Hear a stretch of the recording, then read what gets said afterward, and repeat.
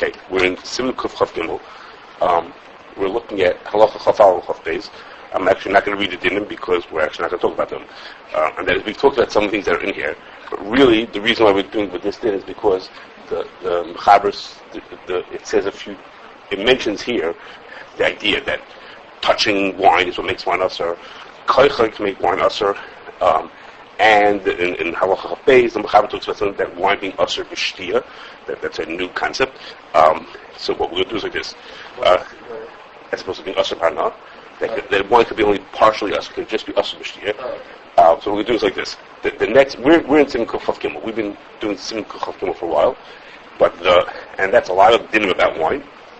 Now we get to the next three simonim after this, Kuf Chav Daled, Kuf Chav Hey, and Kuf Chav Vav, are very much into the meat of what makes wine mutter and usher. So the beginning of Siman Kuf Chav Daled, the first 9 halachas that we spoke about at the beginning, it's about the Mechaber's title, that is Mihu Ha'isi Yainezach. Which people are the kinds of people who, if they do something, make wine usher? Which types of people make it usher? And we did that in the beginning of Kuf Chav Gimel. Then Kuf Chav Hey and Kuf Chav Vav. Kuf Chav Hey is about Koichai, and Kuf Chav Vav is about NItzuk, and I'm sure that's going to be next time. That's going to be part 2 of what we're doing now. And today, we're going to summarize the main part, the longer part of Siman Kuf Chav Daled, which the Mechaber titles as being in the Giyas of Kacham Mechaber, how you make wine usher by touching it, that's what we're going to talk about today. Okay, that's what we're going to talk about today. How wine can become usher by touching it. Okay, so as before I get to even to the introduction, really, it's like this. We spoke about in the past that wine is usher b'hana, and when we spoke about this, it's a little bit complicated and a little confusing. But there's 2 reasons why wine is usher. It's usher because of Kashrus, like most other Yisurim. The Yisurim about these kind of foods that have to do with Goyim. And second is it's also because of Chashash Yain Nesach. And in a loose sense, the Isser Achila is connected to the Chashash Kashrus, and the Isser Hana is connected to the Chashash of Yain Nesach. The Yain Nesach is really usher b'hana. So Stam Yain, Isser Hana is loosely connected to Stam Yain, to Yain Nesach. Yain Nesach, of course, that's Mashiach. So if you can't. Yain Nesach is also because it's also with the rice. It's also.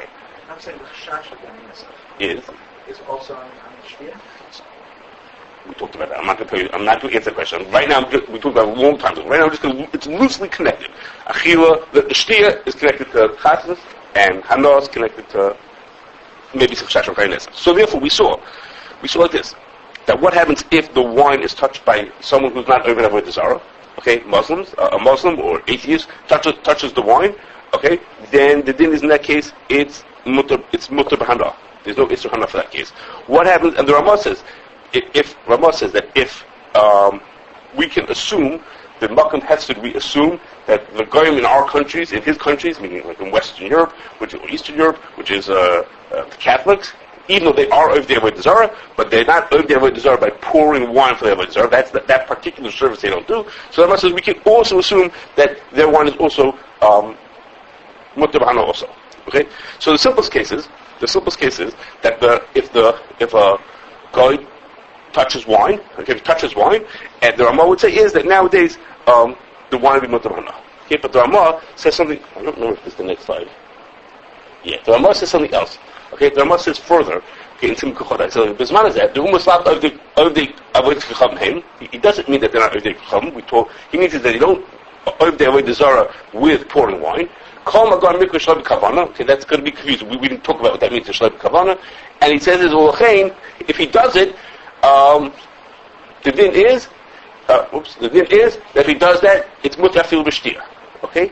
Which is to say if he did something that for in the times of the Gemara would have been usher b'shtia, for us it's even mutter even b'shtia.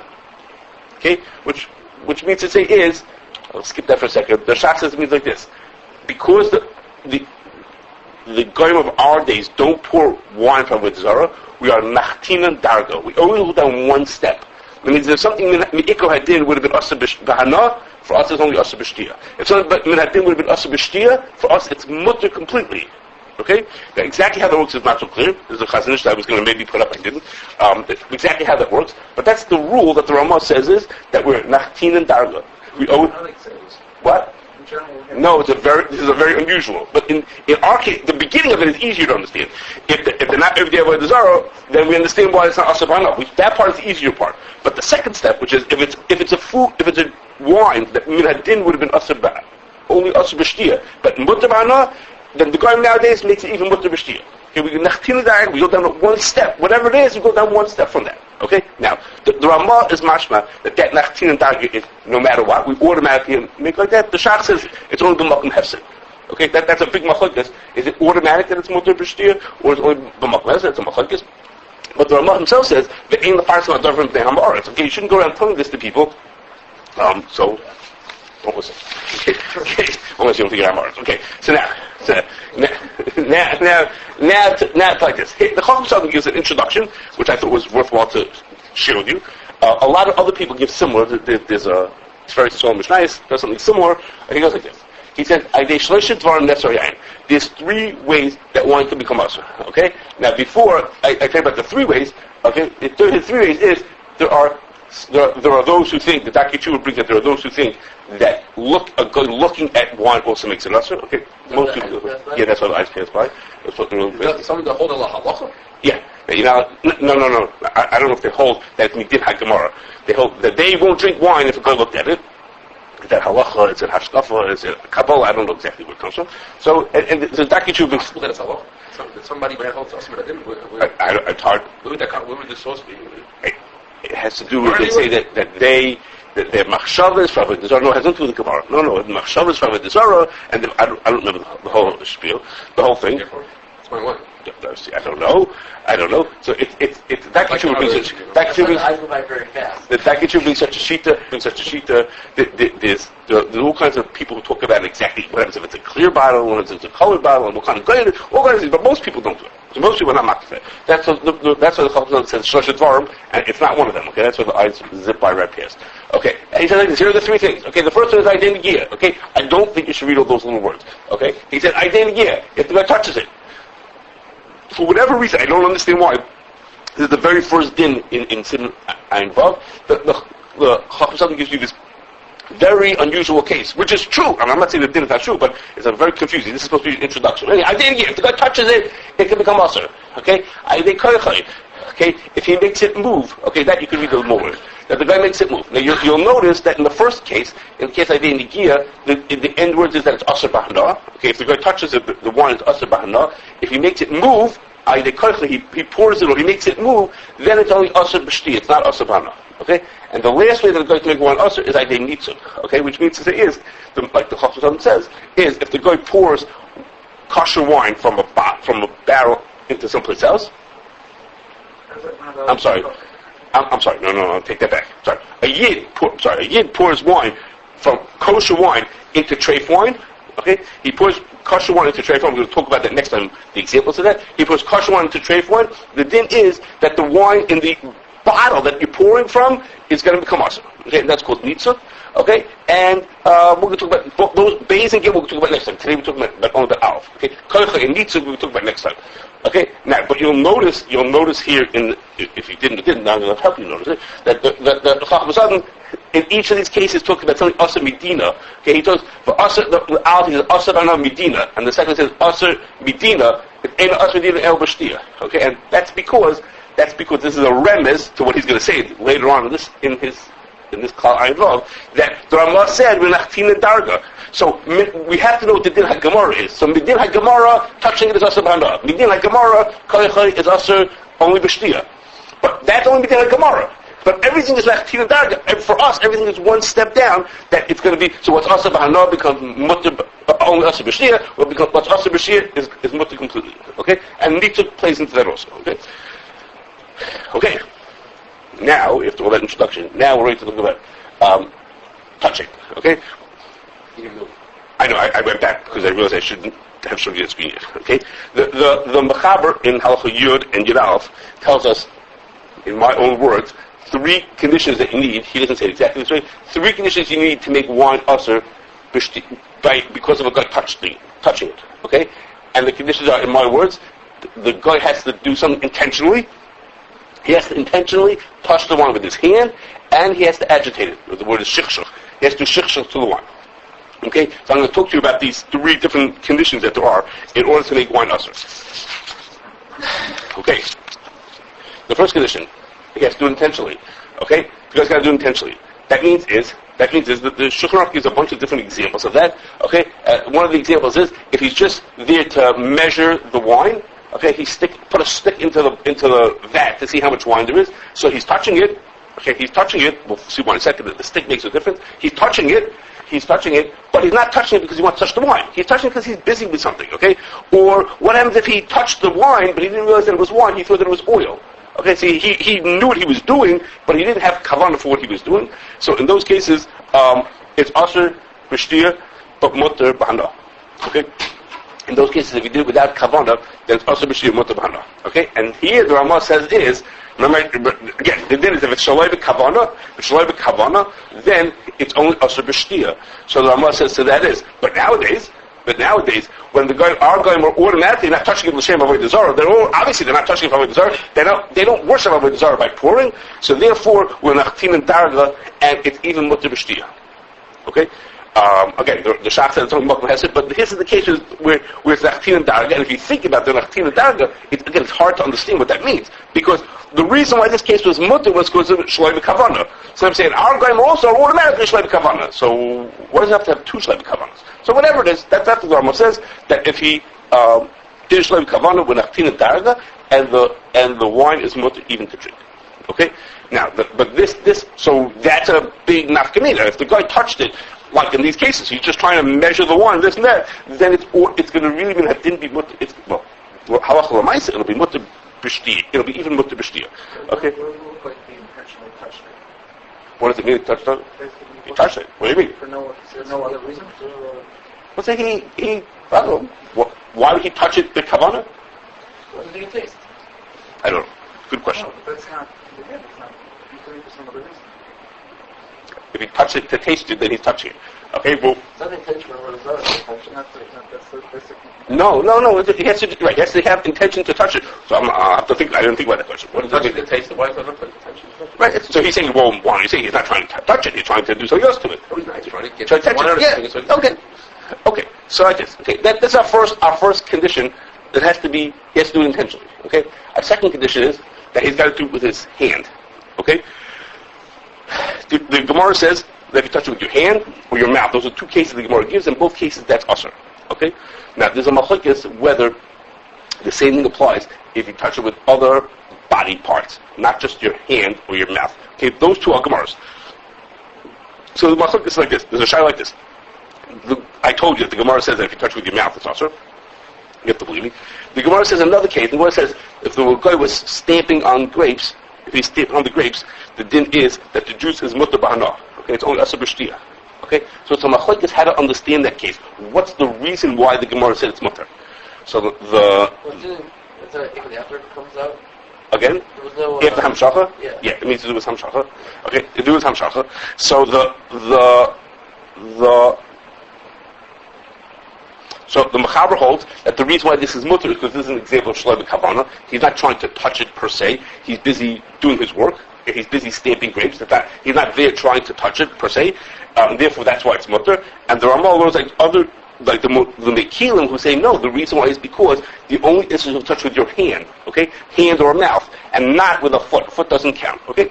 So that's almost like this. The Ramah's makel to say that if you touched it with another body, with a foot at least, it's mutter. All the body parts is a shayla and okay. Now, even though you have to touch it with your hand, even so, I told you a second ago about a stick. The din is that if you touch it through something else, is also okay.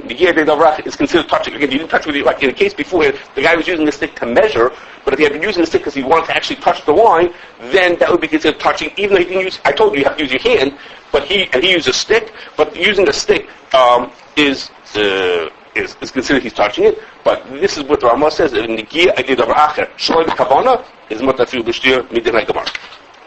Okay. So the simplest case of a Nigia Adid Davar Acher is you touch it with a stick. Okay.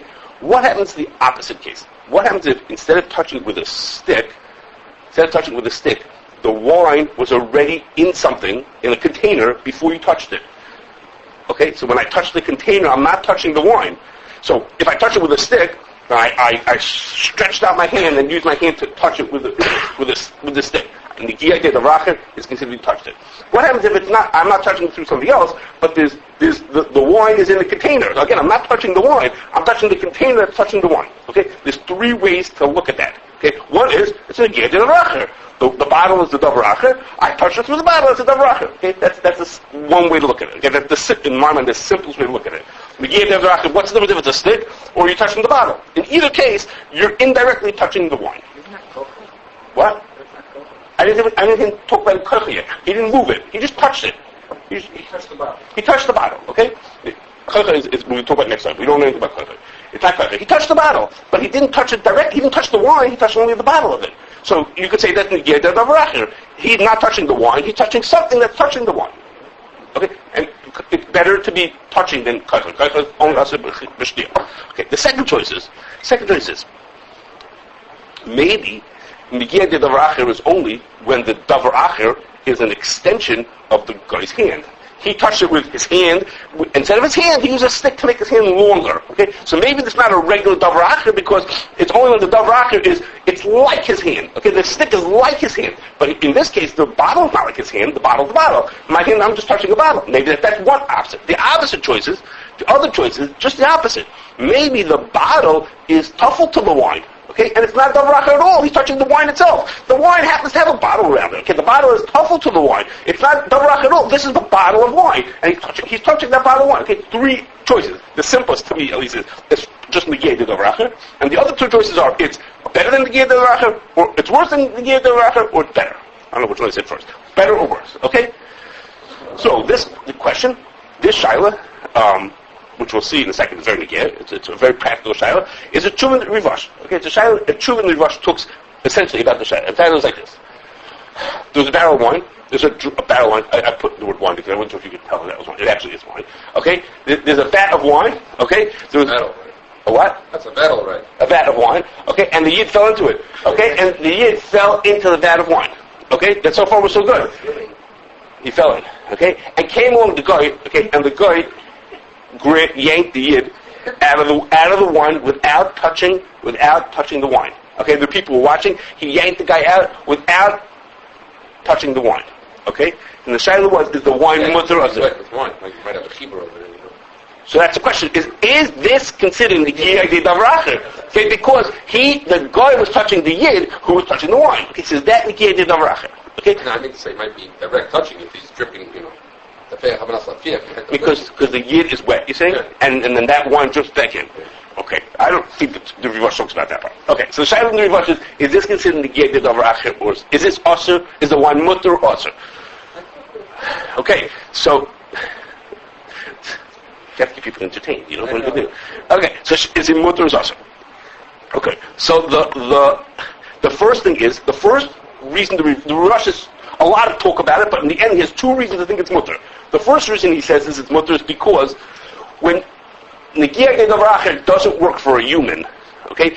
In this case, it's not that the guy is touching something that's touching the wine. There's only one person who's touching the wine. That's the yid. Because the guy, the Davracher, so to speak, is not a Davracher. It's not a chazer. It's a yid. So since it's a yid, a human is touching. The yid is touching it, and the guy is just touching the yid. He's not touching the wine at all. Okay, that's the Rush's first reason why it's mutter. Is because there's not a Davracher. There's only one person touching. If it's a human is the in between, then the human is the thing that's touching, and everything else doesn't count. Okay, that's his first reason. His second reason is that the only causing in the Giyai Davracher when the Davracher is an extension of the person. In this case, the Davracher is not an extension of the person. The person was there before the guy came along. The difference back to the Giyai Davracher because the guy was there. The yid was there first, and since the yid was there first, it's not an extension of the guy's hand. He's just touching something else. That's not considered a guy. That's not considered the wine at all. Okay, so as you can imagine, these are negate to our shaila, and things like this. The Mechaber brings this case. Okay, if he doesn't have the little guy with payas dripping into the thing, but the Mechaber brings this case and they illustrate it in the Shazak, So in the Mechaber brings this case, and the Mechaber doesn't say what. The Mechaber says it's mutter. He doesn't say what the reason is mutter. But the Ramah says, Loi mikri negia marsha negia ide adam. Okay? It's not considered negia because it's touching through a human. Okay? That's not considered to be touching. Okay? Now, somehow the Taz says he means the second answer of the Rivash, which is that as long as the thing was there first, it's mutter, and the Krieger is like scratching his head. He says, I don't know, why would you say that? The Ramah says, Loi mikri negia marsha negia ide adam. That was the Rivash's first reason, okay, that because there's a human in place, that's what makes a difference, but something else in place wouldn't make a difference. Okay, he says, and also the Ramah himself says in an earlier din, that if you touch a kli, that's considered negiyah the racha. So he's surprised why the Taz says like this thing. Okay, so the Shach says, now the Shach is a big makel in this case. The Shach says, the wine, it's mutter. If you touch the container with the wine side of it, it's mutter. He says, why? He says, let's think about it. He says, the worst that this could be is a negiyah the racha. In other words, the Rivash was very sure, I forgot to tell you, the Rivash wasn't sure about the second answer. But he says the Rivash is very sure that we don't say that the bottle is tuffle to the wine. Okay, that's for sure not a choice. So the worst that this could be is the Negiyah Davracher. If you touch a bottle that has wine inside, the worst is that it's the Negiyah Davracher. He says, now, Negiyah Davracher, nowadays, is mutter at least Makom Hesed. Okay? So we're starting off on a really good place. It's a Geda Davracha and Shloi B'Kavana because it's a guy nowadays. So for sure, Makom Hesed will be mutter. He says, B'tziruf to that is that the Rivasha, maybe the fact that there's the bottle was there before him doesn't count as Davracha at all. So the Shach wants to be completely makel about this case. Okay? But the other Rabbanim are not so happy. Doug Murava says, no, it's only... You think the Shach of the makel was agree with the Shulchan Aruch? No, the Shulchan Aruch says it's what the guy fell in. I'm talking about when the guy touched a bottle of wine. He touched a bottle of wine. Shulchan didn't talk about that case. So the Shulchan Aruch, the Ramah says it's only mutter because it's an Adam who's in between them. Had it been the bottle in between them, it would be considered Negiyah D'Racher, would be Asher B'Shtiyah. So the Shach says, come on guys, let's say it's Negiyah D'Racher. He says that's Negiyah D'Racher is only Asher B'Shtiyah. Well, the guy nowadays, it's mutter even B'Shtiyah. Nach 10 Tagen, it's mutter even B'Shtiyah. The Makom Hesed. So, if it's mutter b'shtiyah b'makom hefsid, to that would be mitzvah of the fact that the Rivash considered that it might not even be the idea of at all, because the bottle was there before him. So he says it's completely mutter. Okay? The Dog Brother is not so happy with that. Neither is the Chachmas Adam. The Chachmas Adam, to me, seems to be mechalik between the Rivash is not clear. Okay? There's something subtle here that's missing here. The Rivash's case was there was a human in the wine, and he says, and since the human was there beforehand, therefore, since the human was there beforehand, it doesn't count. It's not a davracher. Okay, it was there before the guy came. It's not davracher. It's not clear it's not clear that he would say the same thing by a container. The Taz says he would. It's not so clear he would say the same thing by a container because the container is supposed to be there as opposed to the person. Okay, too complicated. Okay, anyhow, one last thing about this. One last thing about this is that there's a shaila, there's a Chasam Sofer that says that if the guy is wearing gloves, that might be considered Negiyah D'Racher, okay, because there's something in between them. And Rav Moshe says, no, I don't understand that. He says the din is it's called Negiyah D'Racher through something else. He says it's not called Chatzitza. He says it's not that if there's a chatzitza then the din is mukal. He says if there's a davracher. He says davracher has to be something. The guy's wearing gloves, it's tuffle to the person, and it doesn't count at all. Okay, it's considered that he's touching it. Whatever he's doing, he's touching. We don't consider it davracher. The gloves don't make it to be davracher. Okay, our last thing. I told you there's 3 rules. And the last rule is that you have to be meshachshech. Okay, so this din about being meshachshech is based on the Gemara.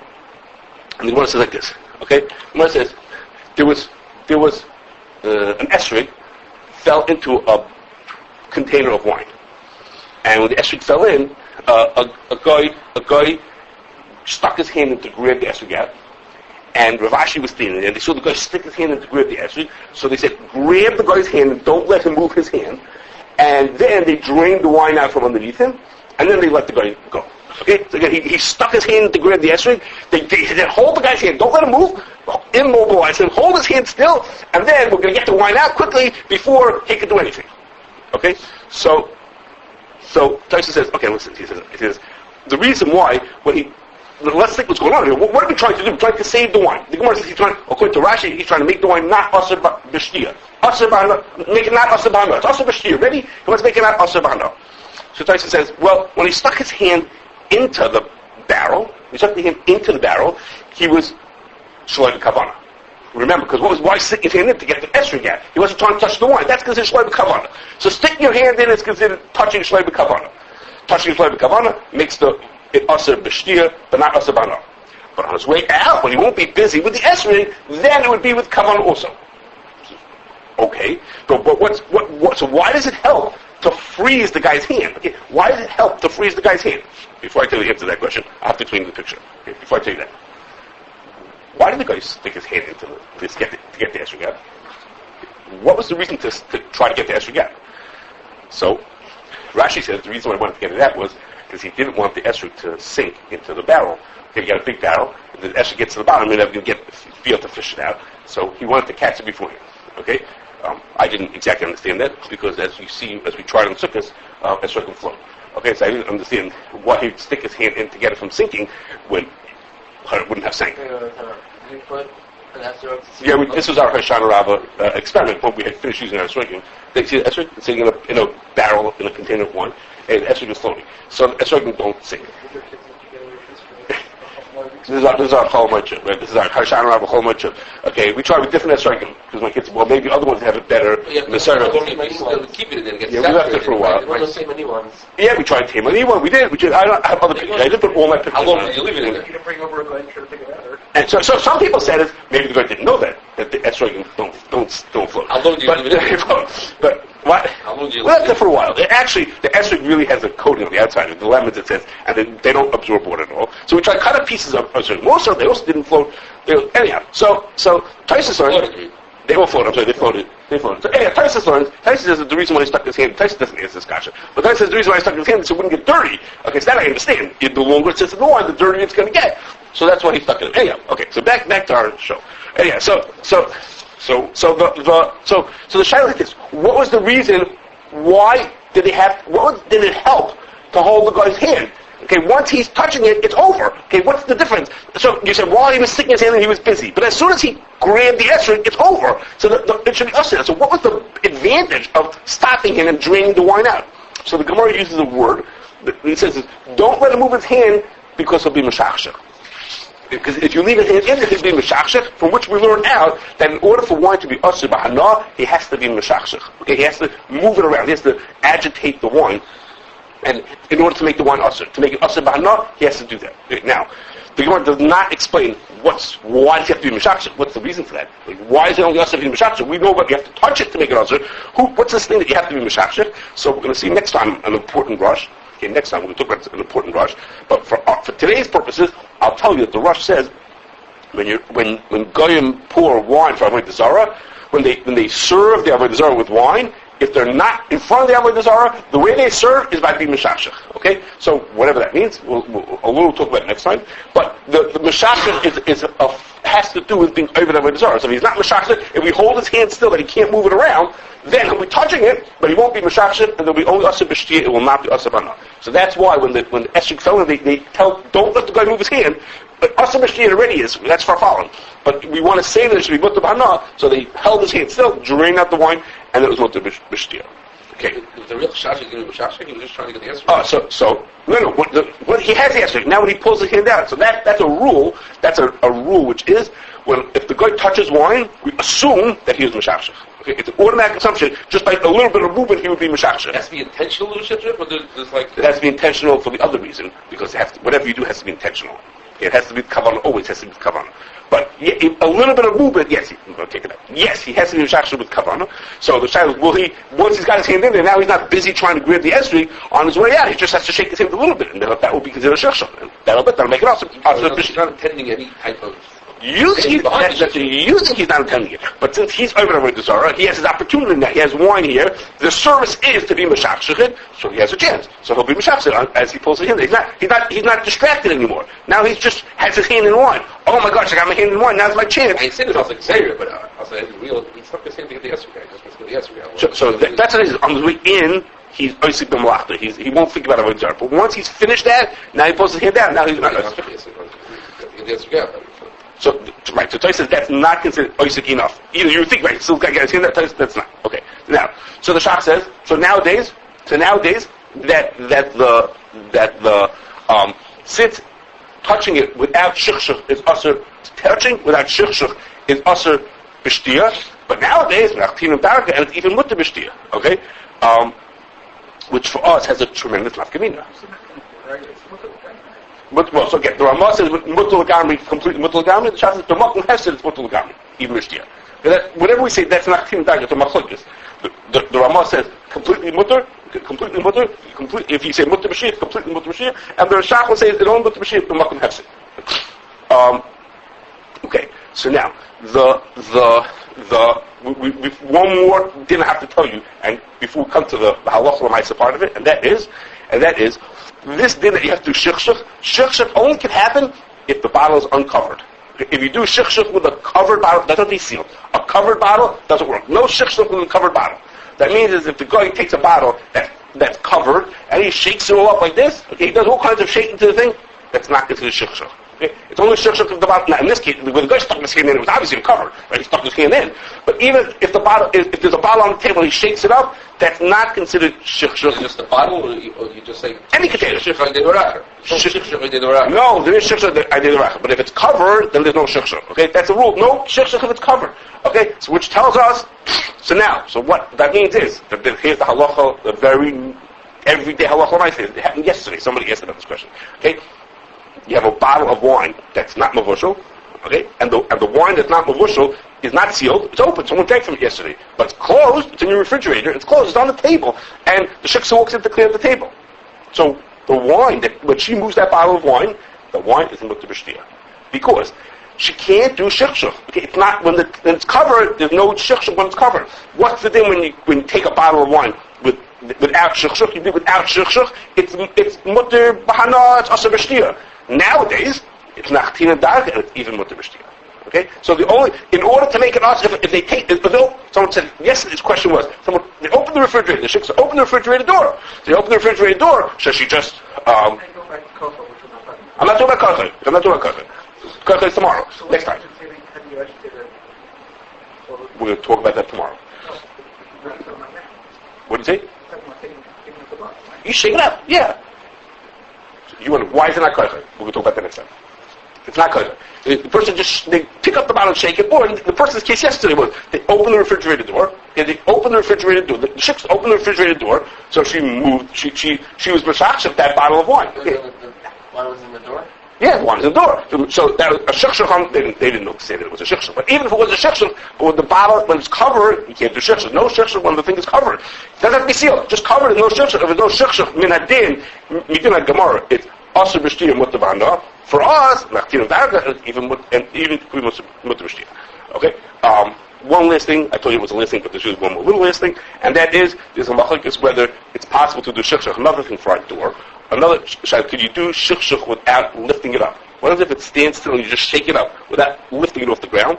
So the Mechaber says, that's considered shikshach, and the Ramah says it's not. The Ramah says the makom hefsed, you can assume that it's not. So again, in our door case, is another reason, since you move the door without lifting it up, is another reason why we do it.